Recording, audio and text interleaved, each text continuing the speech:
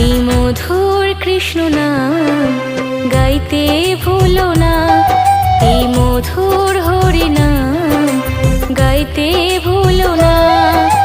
শ্রীকৃষ্ণের দুই চরণ করো গো সাধনা, শ্রীকৃষ্ণের দুই চরণ করো গো সাধনা।